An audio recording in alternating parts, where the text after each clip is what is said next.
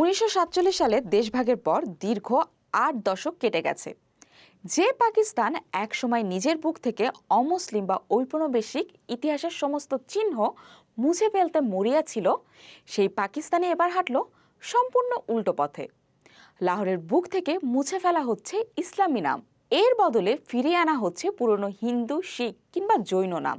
কিন্তু হঠাৎ কেন এই ঐতিহাসিক ইউটার্ন? সম্প্রতি পাকিস্তানের পাঞ্জাব সরকার লাহোরের বেশ কিছু ঐতিহাসিক রাস্তা ও এলাকার নাম পরিবর্তন করে দেশভাগের আগের আদি রূপ ফিরিয়ে নেওয়ার সিদ্ধান্ত অনুমোদন করেছে।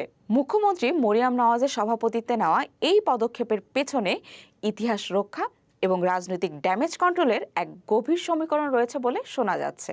বিগত কয়েক দশকে সরকারি নথিতে নাম বদলে ইসলামপুরা, সুন্নাতনগর কিংবা মুস্তফাবাদ রাখা হলেও লাহোরের সাধারণ মানুষের মন থেকে পুরনো নামগুলো কখনো মুছে যায়নি।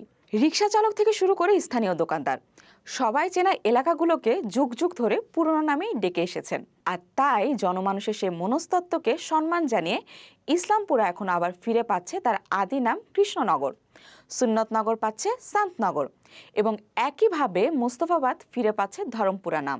এমনকি সাবেক বাবরি মসজিদ চকের নাম বদলে করা হচ্ছে জৈন মন্দির চক এবং মৌলানা জাফর আলী খান চক আবার পরিচিত হবে ঐতিহ্যবাহী লক্ষ্মী চক নামে।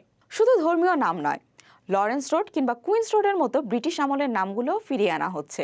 এছাড়াও মোহনলাল বাজার, ভগবানপুরা, রামগলি এবং শান্তিনগরের মতো ঐতিহ্যবাহী এলাকাগুলো তাদের পুরনো নাম ও গৌরব ফিরে পাচ্ছে। বিশ্লেষকদের মতে লাহোরের পরিচয় একক কোনো সংস্কৃতি নয়, বরং এটি মুসলিম, শিখ, হিন্দু, খ্রিস্টান এবং পার্সি সংস্কৃতির এক অপূর্ব মিশ্রণ।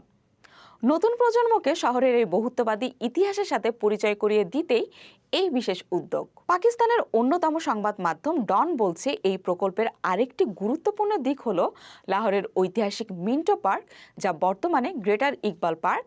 সেখানে 3টি ক্রিকেট মাঠ এবং একটি ঐতিহ্যবাহী কুষ্টির আখড়া পুনর্নির্মাণের প্রস্তাব।